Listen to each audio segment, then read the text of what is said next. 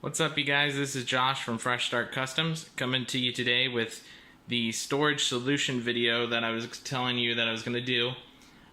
Essentially what we're going to do is we're going to go over this dresser that I ended up getting. It was a long process to find this. Search for shelves, storage units, everything came up really short for the Glowforge material to fit into. And so we're going to go over this today. I'll drop a link in the description below with an affiliate link.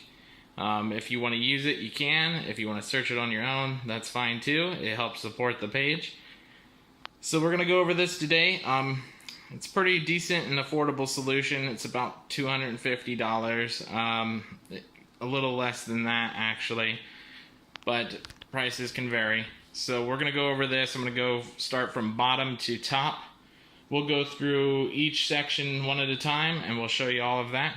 Sorry for the weird angle, otherwise my camera won't rotate properly in the video editing.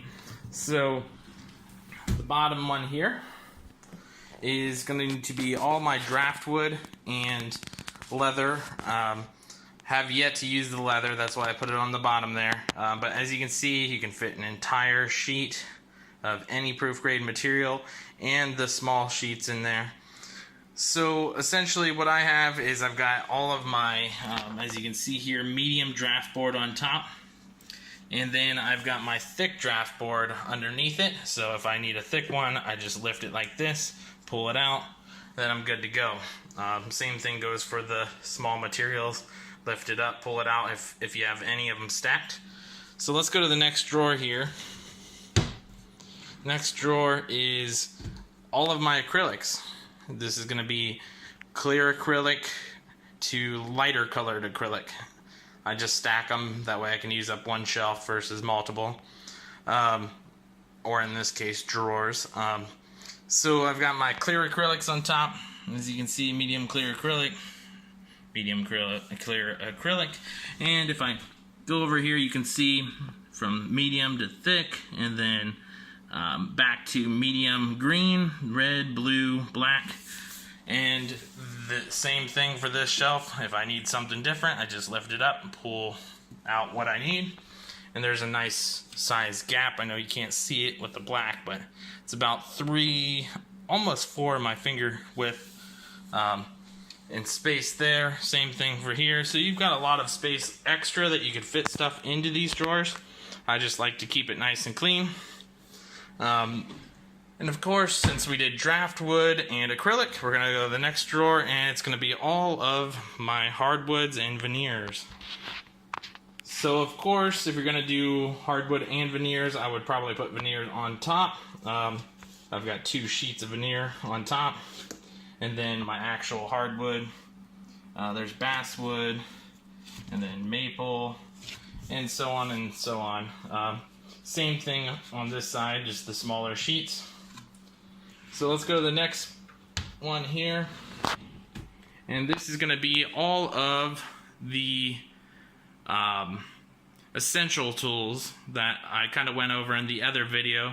I'll put a link to that other video on all of the essential tools that I think you should get and recommend, and I'll also put one on there about the Wise camera.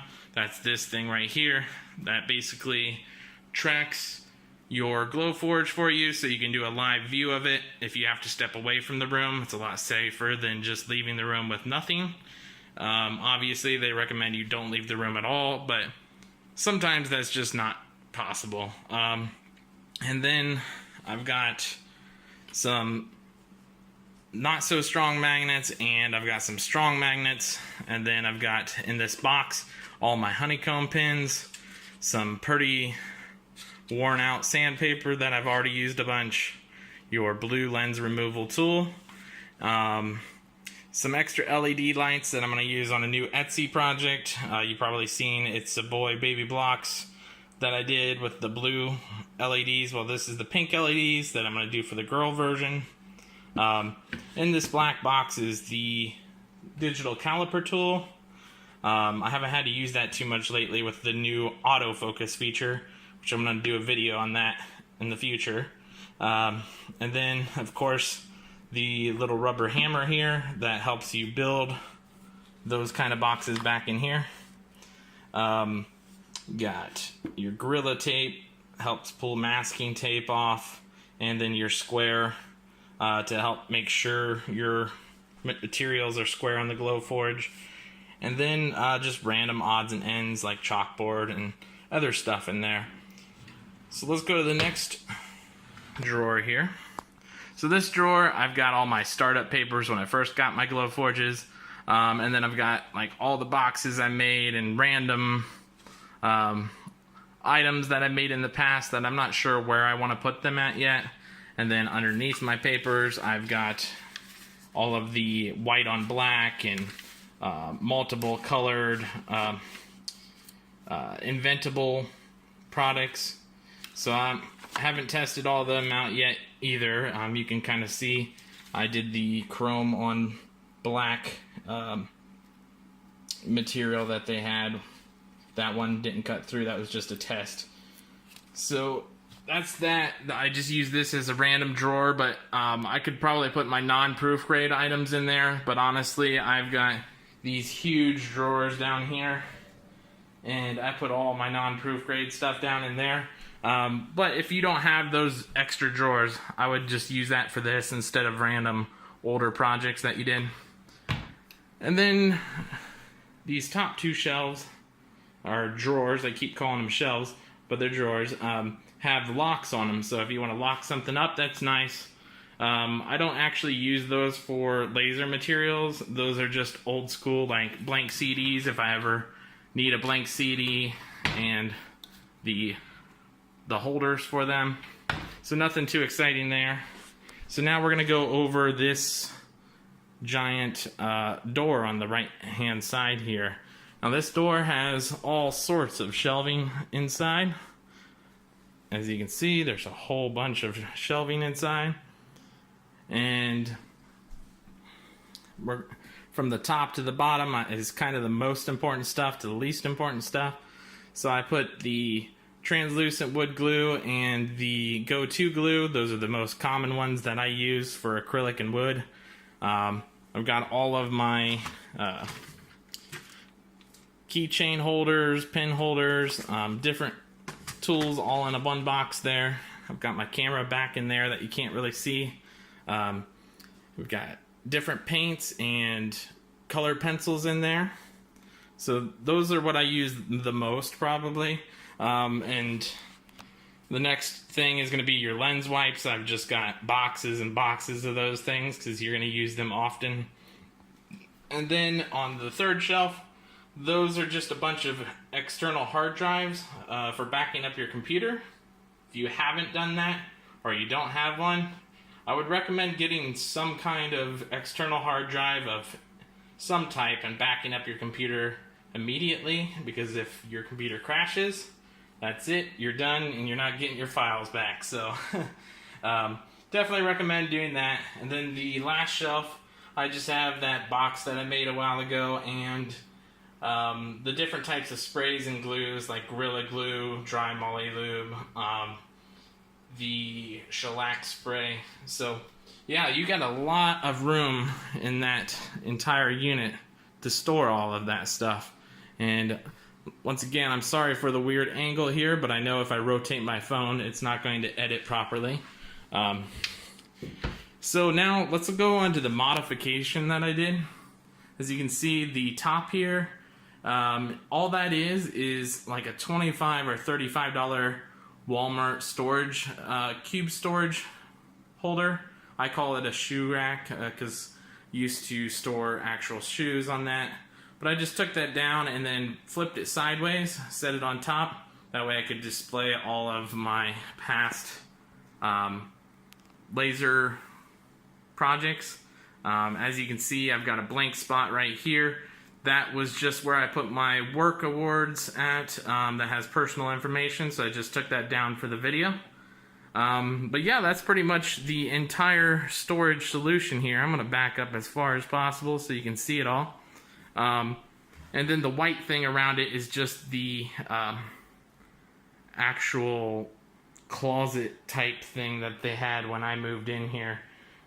So I was just making use of that space in my office here, and then I know a lot of people wanted to see my setup, so here's the Glowforge and desk over here. That blank space all the way to the left over here was actually where I stored half of that stuff that was in the new storage unit. So as you could tell, that'd be a huge mess. So now I'm kind of excited because I'm going to turn that into a masking area so I can actually use my masking tape that's right over here. And then I'm going to probably attach it to the side over here. That way I can just roll it out, mask it on there. Before, I used to just lay it right on this little white strip and mask it down there. So that was kind of annoying. But yeah, now I've got all sorts of space with that unit. And one other thing I wanted to show you guys before you go is this is how I have the exhaust set up. A lot of people ask questions on the exhaust. All I did was take a sheet of wood, cut a 4-inch hole, and then you can move that in and out of your window each time. And if you really need to detach the hose, like if you want the blinds to fall all the way down, I bought this little white plastic attachment. You just turn it and it pops right off like that, and then you can turn it and pop it back on. That was probably $10 from Ace Hardware, so if you have one of those, I would check that out. But yeah, that's pretty much it. That's the setup, and that is the storage solution that I would recommend you guys check out. It really isn't too bad of a price. I know it's a little bit more expensive than some people put out there, but this is going to conceal all of that stuff and hide it, so it's not going to be out in open sight. That's why I got this to replace it, because before it was just two giant bookshelves in there, and there was just stuff everywhere, and it was driving me nuts. So I had to make a change, and this was the most affordable, best solution that I could come up with. So once again, I'll drop that affiliate link below. If you want to use it, that'll help me out, and we'll continue to do this monthly as long as possible. Essentially, I used some of that affiliate link that you guys helped me out with last time, plus my own money to get this. I decided to get a big item this time because everybody was asking about storage solution. And sometime next week, we're going to be doing the Glowforge camera calibration. So I would suggest that you guys either subscribe or at least check back next week if you don't want to subscribe. That way we can run through the calibration test. If you have not done that yet, you're going to want to do it because it makes a huge improvement. This machine that I have is way better. This was the first one that I got, and it was off by probably a 1/4 inch, even more, but I never wanted to send it back into Glowforge and wait for a replacement. And I'm glad I didn't, because this is dead on now. So check back for that. I hope these videos help you guys out. If they do, let me know. And we'll talk to you guys next time. See you then.